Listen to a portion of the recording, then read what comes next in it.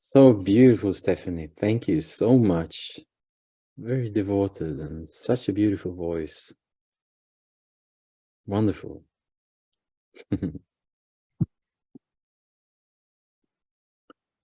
So let's take just a few minutes and close your eyes and withdraw all your attention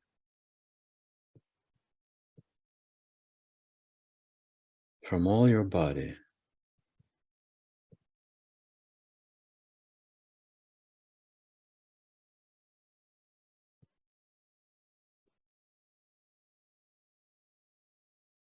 And withdraw your attention all the way to the center.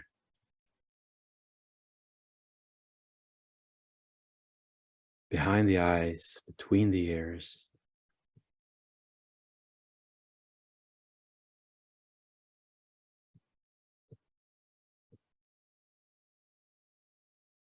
So my topic is, let's give him space.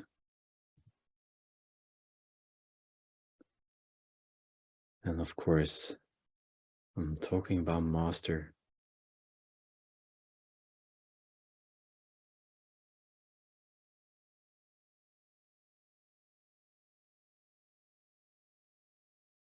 His space is divine.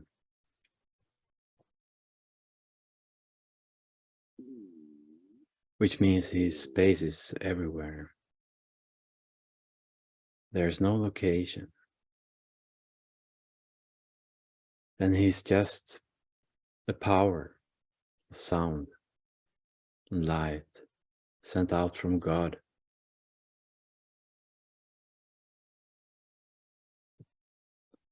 The sound that we can hear within us deeply, not with our physical ears, but with our inner listening, inner senses. And then through our soul. Because the soul, our attention, our consciousness, have the capacity to see and listen, to see and hear.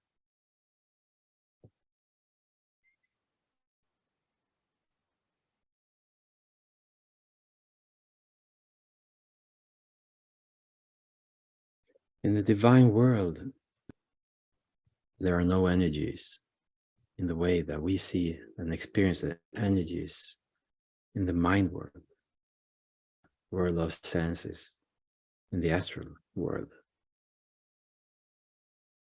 It's also energy in the physical world, but we are experiencing it as matter. But it is energy, like Einstein was saying.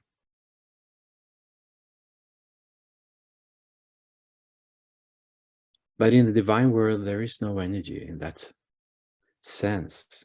It's light, it's sound. And it can be manifested as well, but it's still no energies. It can take manifestations of different forms, but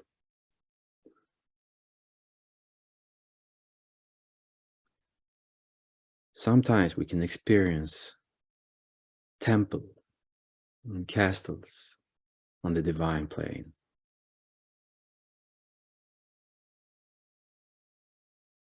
And they are so powerful.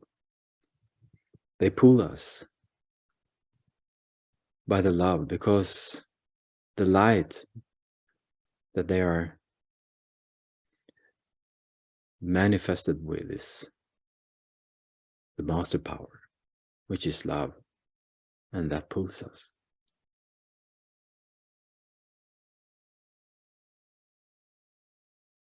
So Amritsar is the temple that the Sikhs have built in India to manifest the inner experiences from the inner worlds. It's not from the astral world or the causal world. It has nothing to do with mind. It's from the inner divine plane, where there are no energies. And the temple, Amritsar, like other temples, have colors of gold, crystal, and all kind of colors.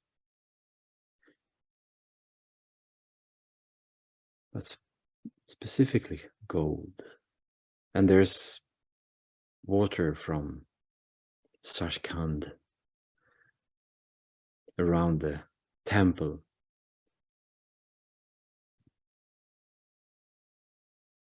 It's so divine and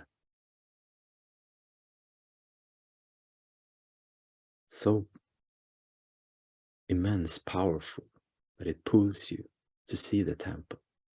It's never doubt that you are existing on the divine plane when you see these temples. Because the places on the causal plane, in the mind worlds, they're based on energies, and they don't have this kind of pull at all.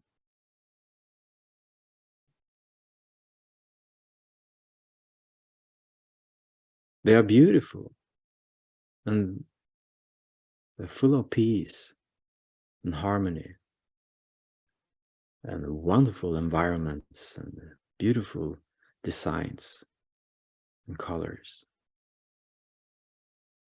And they can be incorporated in any kind of environment, up in the mountains or the beach, anywhere. But it's a big difference. It's more like a location, a place where you can go and spend some time together with others.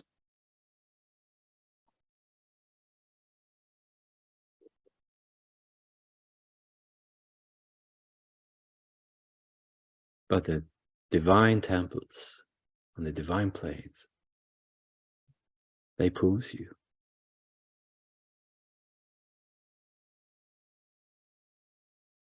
They are so strong, and they are so full of love in their structure.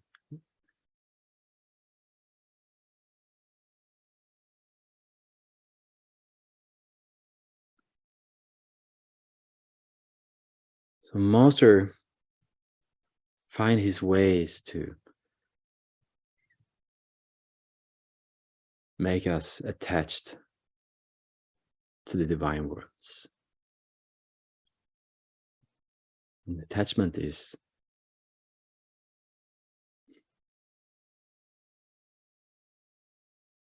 actually, it's an awakeness that you have to experience to understand, but it's so beyond the experience of awakening in the other worlds. Such an intense awakening. Actually, I've heard about tests, EEG, you know, brain frequencies,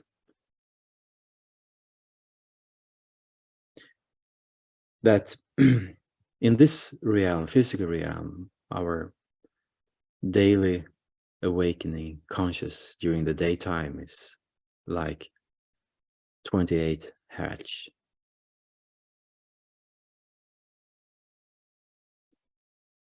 And if I remember correctly.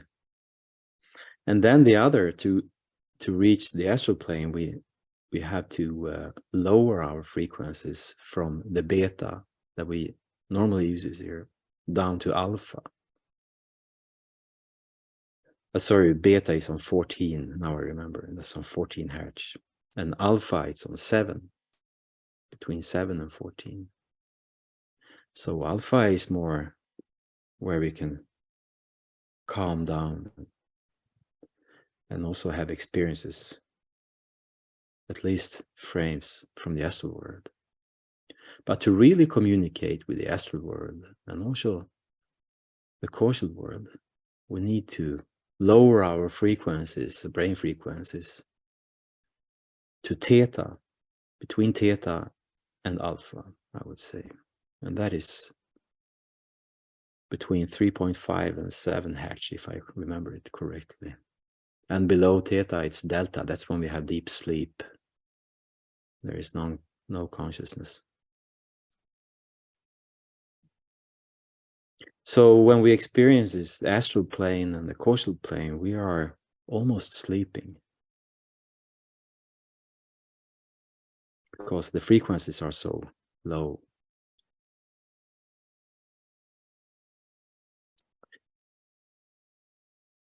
But when we reach the divine plane, beyond mind, and up in the higher realms, I would say maybe Trikuti in the causal plane, so that the higher realms of causal plane and also the divine planes, we actually go from theta 3.5 up to 7 to gamma waves, which is 28 and above. So instead of this curve on theta, we have like this. So gamma is normally reference to panic and high stress. But the combination of all theta, alpha, beta, and gamma together makes us, or puts us into a perfect condition, I would say the brain waves only. So we can be perfectly awake to have the experience of the divine plane and the upper causal planes, upper part of the causal planes.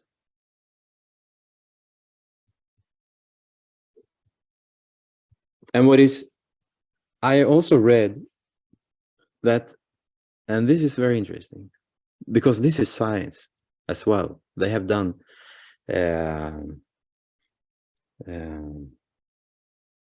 yeah, they have tested this on monks that have been meditating.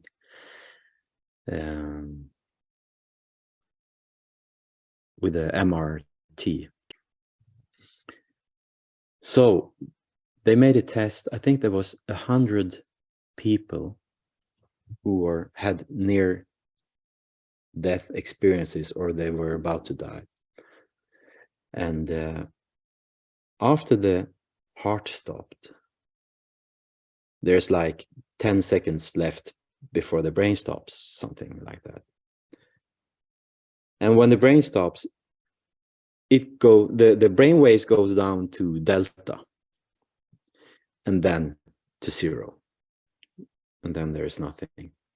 But in 80% of the tests, after the brain waves and the brain stopped and the waves went down to 0, it took like a few seconds, and it went up to gamma, just for a few seconds. And that was so interesting to read, because what they call it, even scientifically, is that's when the soul is leaving the body. So the gamma leaves, you could say, a tail after the soul when it leaves the body.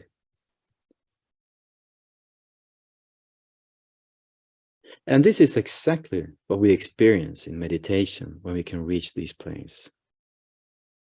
I mean, the full awakened state of gamma waves, that is when we experience the soul, when the soul takes over the mind. That is what happens.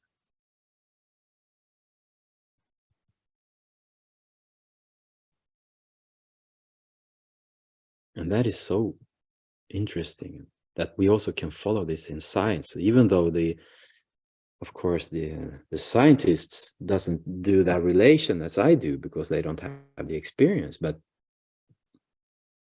that's exactly what it is.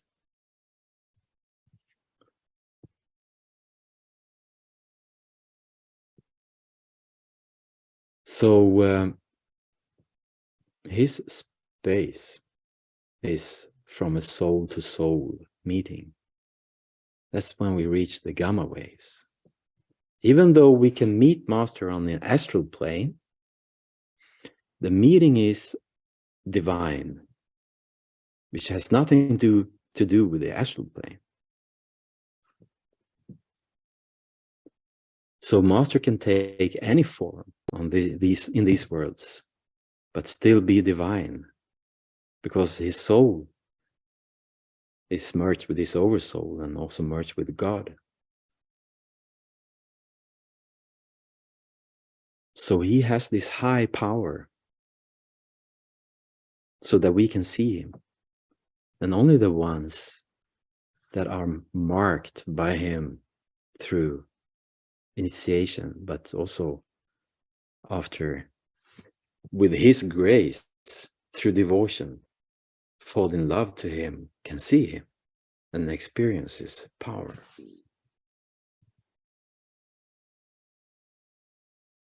And that's why we have this technique of meditation.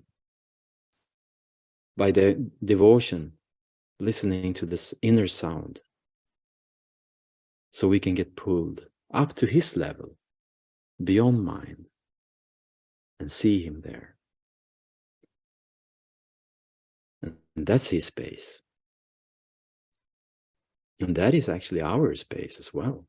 That's where we should stay and keep our awareness as long as we can during the day. That's our practice.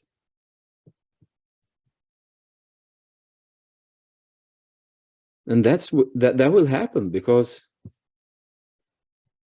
as long as we can reach that state, the soul more and more will take over mind, and mind will take over the senses, which means the soul will be the dominant power.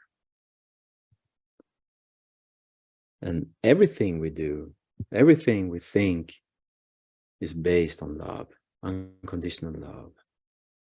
It has all these divine qualifications of being patient and being loving and humble.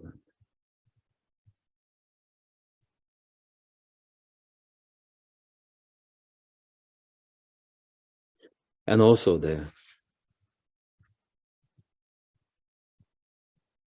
automatically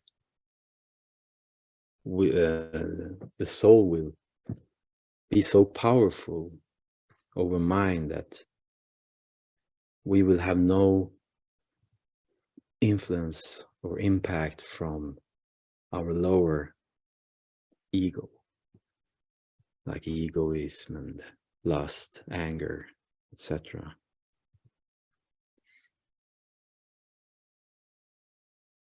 It happens all by itself.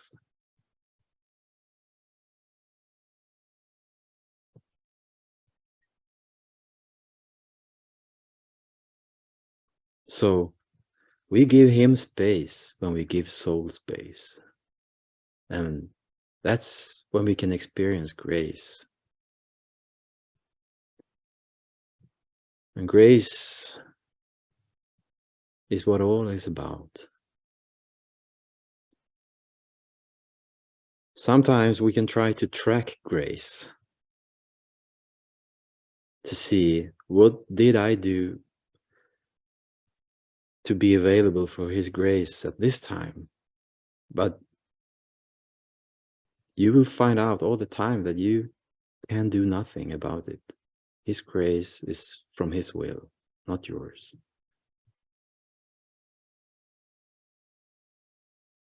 But the grace is there all the time. You can experience his grace all the time.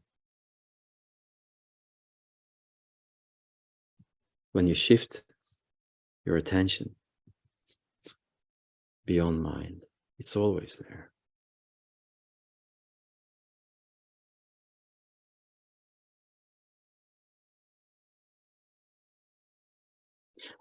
But sometimes you can see that grace will come into your life, even in the most stressful situations. Suddenly His grace is there because you need it. And I remember many times that I have experienced grace in situations. It comes like 1-2 hours before I will have a great payoff for my karma, for example. Because the grace helps me to keep away from suffering and pain. So I can go through my karma without suffering and pain.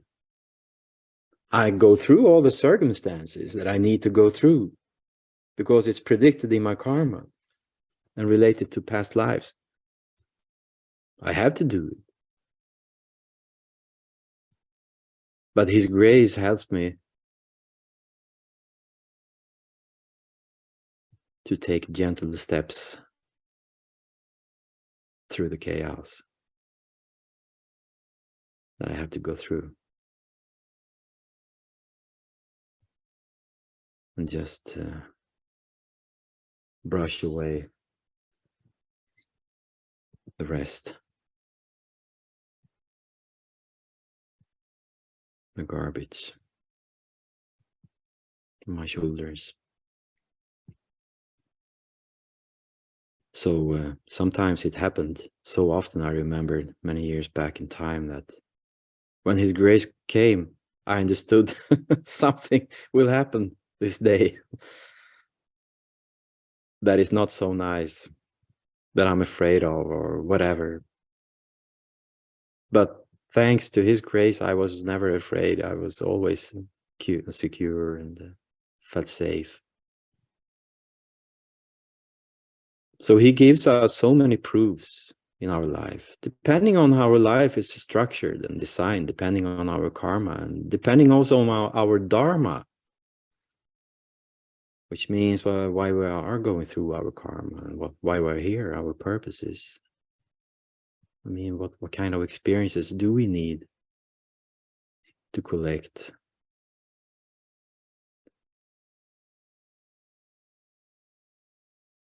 What kind of doubts do we have? What relations are waiting for us in the future that will take share of our experiences in company with Him?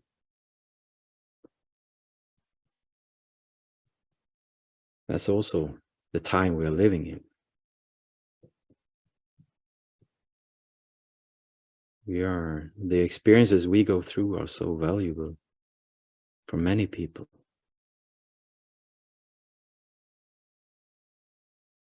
The divine path is so few that is walking.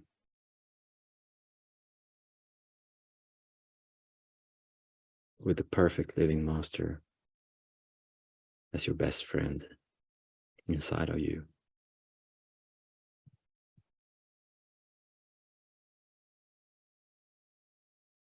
So of course,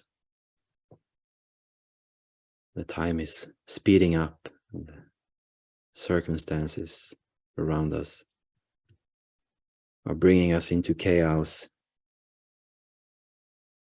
in the future, and for many, more and more people, and they will seek for more answers.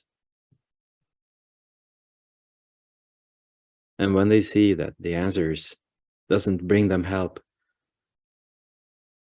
some of them, not all of them, far from all, but some of them will experience the light from Master Power through your eyes, through your presence.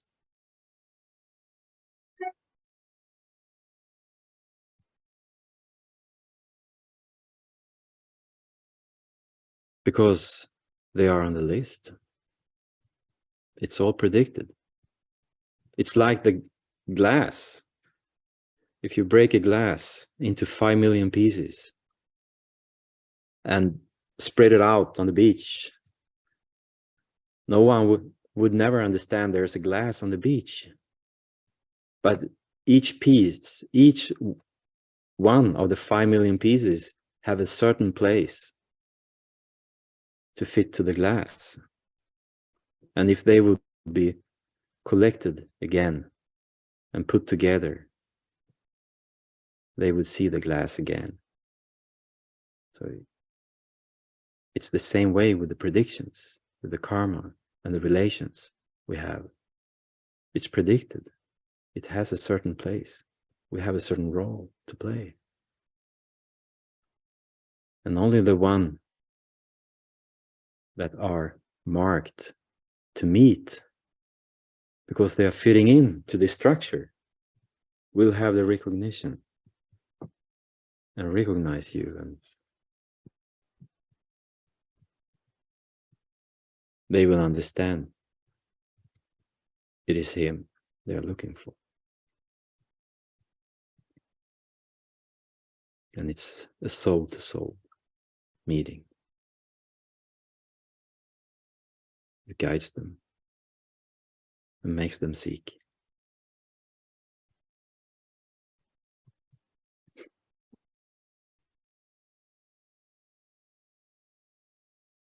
So that was some about divine temples and broken glass and his space, the divine planes. And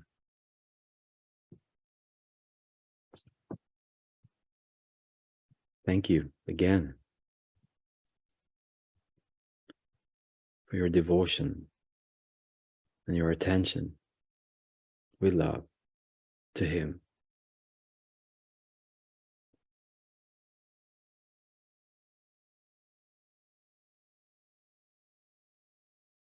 It's like an attachment for him when we gather like this together. He always comes when we are together in his name. So it's a wonderful opportunity for us to experience his presence when we are together.